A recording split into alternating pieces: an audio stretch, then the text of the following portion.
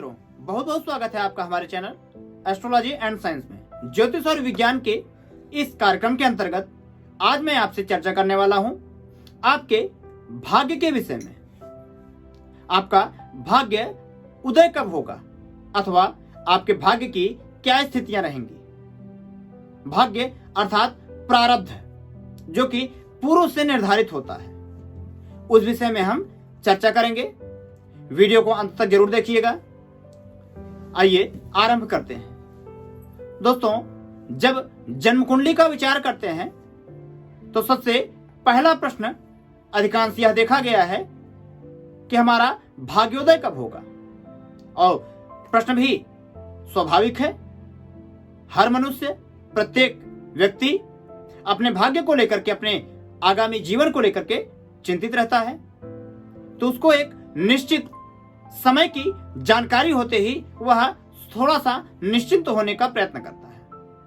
परंतु कर्म का त्याग किसी भी स्थिति में नहीं करना चाहिए।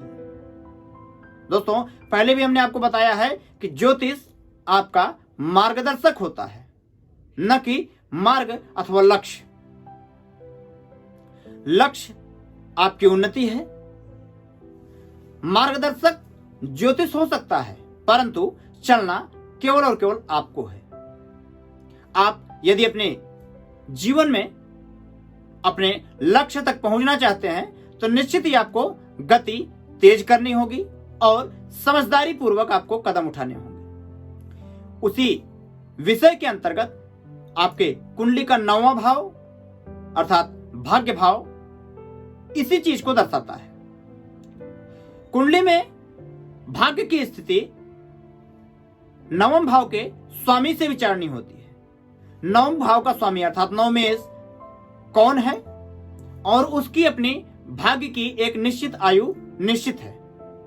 उसके आधार पे आप अपने भाग्योदय वर्ष का निश्चित कर सकते हैं। साथ ही विदेश यात्रा का विचार भी 9वें भाव से होता है।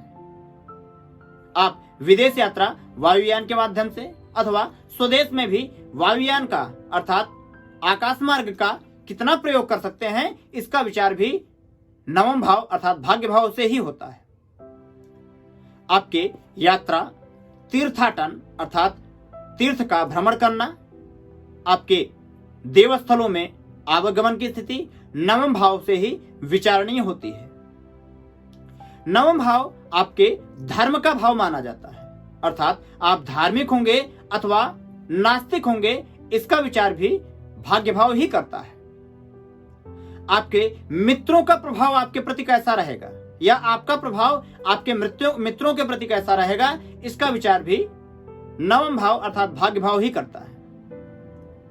पिता के व्यय का, पिता का स्थान भी 9वें स्थान से भी विचारणीय होता है, परंतु पिता के द्वारा अर्जित धन का व्यय किस प्रकार से होगा, इसका विचार भी 9वें भाव अर्थात भाग्य भाव से ही होता है। ऐसी अनेकों अनेक स्थितियां हैं जो कि 9वें भाव से विचारणीय होती हैं। जैसे पत्नी का भाई अर्थात आपका साला, इसका विचार भी 9वें भाव से किया जाता है। यह संबंधों का विषय रहा। शरीर में देखा जाए तो आपकी जंघा का विचार 9वें भाव से किया जाता है। तो इस प्रकार से अनेक ऐसे विचार हैं जो कि 9वें भाव अर्थात भाग्य भाव से किए जाते हैं।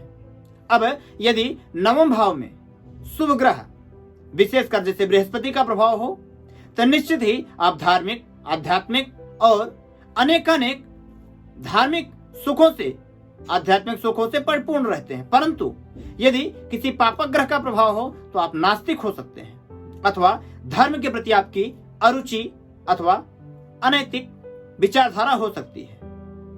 तो यदि शुभ ग्रहों का प्रभाव है तो इन सारे विषयों में आप अनुकूलता जान सकते हैं, परंतु यदि अनैतिक ग्रहों का, पापक ग्रहों का प्रभाव हो, नीच ग्रहों का प्रभाव हो, शत्रुग्रही ग्रहों का प्रभाव हो तो आपके लिए अनेक प्रकार के कष्ट भी उत्पन्न हो सकते हैं। तो यदि ऐसी असमंजस की स्थिति है तो निश्चित ही उसको ठीक करें, उन ग्रहों का उपाय करें कर्म के माध्यम से। जैसा कि आपको पहले भी बताया गया कि कर्म आपका अत्यधिक महत्वपूर्ण होता है, तो कर्म के माध्यम से उसको सही करके अपने जीवन को आप व्यवस्थित कर सकते हैं। इस प्रकार से आपने नवम भाव के विषय को जाना। वीडियो आपको अच्छा लगा हो तो लाइक करिएगा। अगर अभी तक आपने सब्सक्राइब नहीं किया है तो प्लीज सब्सक्राइब करिए और वीडियो को अधिक से अधिक शेयर करिएगा। धन्यवाद, नमस्कार।